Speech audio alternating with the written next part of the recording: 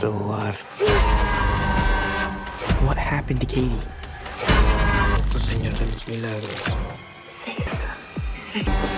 Let's talk about Lee Cronin's The Mummy. This is the new film from Lee Cronin, who did the film Evil Dead Rise a couple of years ago. And I've gone back and forth to talk about Evil Dead Rise and saying how I thought it was an interesting movie at the time when I first watched it. The high of watching it at my first South by Southwest, I think, added to the excitement. Came back, rewatched it, not as excited. So I was interested in hearing that Lee Cronin actually passed on an Evil Dead sequel to do The Mummy, and I was curious as to what he was going to do with this. The first trailer, it got to me. The sort of like ARG they were doing with what happened to Katie was something that I thought was great, although it didn't really land as well as I think they thought it would. And then we were here now to see what exactly Lee Cronin was going to deliver here. And I want to tell you that I think what he is doing here is interesting for the most part, but let's talk about it. So hit the subscribe button, hit the notification bell. We're going to talk about the ending, talk about the plot and everything in another video, so make sure you hit the subscribe button. But let's talk about The Mummy. So this movie I thought was very interesting how it started. I think it had the strongest start I've seen in a bit for a horror film because I was intrigued. I was loving everything he was doing here. There was a lot of dread. There was a lot of horror. There was a lot of moments where I was just like, oh man, they're really going for it here.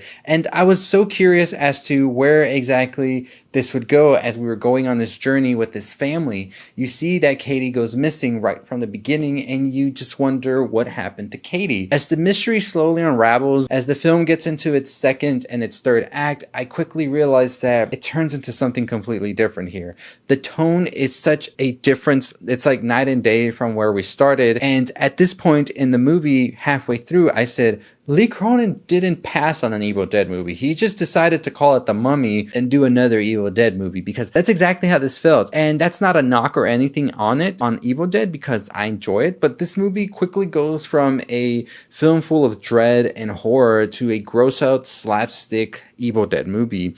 And all of the weight and everything that it was carrying in that first act completely out of the window. It turns into something different. They try to bring that back into its third act, and I appreciated that, but by this point, it's just like, I don't know what movie I'm making. That's how it felt. But I will tell you, I was mixed on this movie after watching it and getting out of the theater because I enjoyed a lot of it, honestly.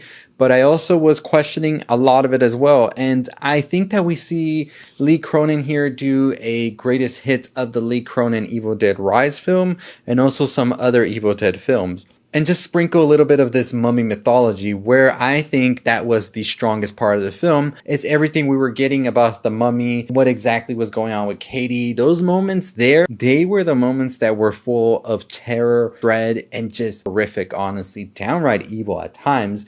Evil Dead vibes, I wasn't really feeling them right here in this movie because I was just like, I think it's more interesting if we go that direction with the mummy vibe, but you decided not to really give us more of that. But that's just the only thing I had a problem with the film. I think the performances here are great. I think the whole family is really good here. I felt a little iffy about some CGI wolves that were in this, or if they weren't CGI, I don't know. It just felt superimposed in a way, and it just really wasn't meshing well with me. So I was just like, yeesh. So I was very excited for the practical effects we have here. I think the makeup is great as well. I think that a lot of what they're doing as well with the mythology of the mummy was super awesome. And honestly, I would love to dive deeper into that because it was such an interesting premise here and finding out what happened to Katie. Although they are very heavy-handed with the exposition at times where you're just like, okay, I get it. This isn't like a college like presentation here where you have to go through every detail like that. It just kind of makes that 2-hour plus runtime really be felt, where I think if they cut a lot of it and left it at a mean 1 hour and 45 minutes, maybe this movie would have hit a little bit better. But the more you let me sit with the fact that you just made an Evil Dead film, I was just like, yeah, I don't know. I was hoping for more of the mummy. But nonetheless, I still think it's worth checking out in theaters. If you are a fan of Evil Dead Rise, you're really going to love this. If you love what Lee Cronin has done in the past, like I said, you're going to love this. If you were hoping for an Evil Dead movie before Evil Dead Burn, you're going to enjoy this. If you were excited for a new mummy film, you might love a lot of this movie, but a lot of it you're just going to be like,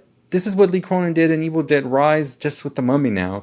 And you're going to be like, I wish he just went with the mummy more now. But, you know, that's just my 2 cents here. I think that the film is very strong when it really leans into the mummy trope, but it's very weak when it leans into anything else that Lee Cronin was doing here, especially the Evil Dead vibes, because it sort of turns into that slapsticky gross out a lot. I will say that Lee Cronin and split diopter shots are definitely a little heavy handed here as well. I mean, no like insult or anything to Lee Cronin. If he enjoys those shots and all of that, more power to him. But sometimes, you know, it was just a little bit too much where you're just like, it kind of takes away from what I think a split diopter shot should do. But if he likes that, that's his movie. It's his movie. I'm just here to tell you how I feel about them. I feel like there was too many. Overall, though, I did find myself so like mixed on this movie. So like I didn't even know what to think, because I really wanted to love this a lot. I really wanted to be there and be rooting for the mummy, but at the end of the day, it just turned into Lee Cronin redoing the Evil Dead Rise film and adding a mummy into it,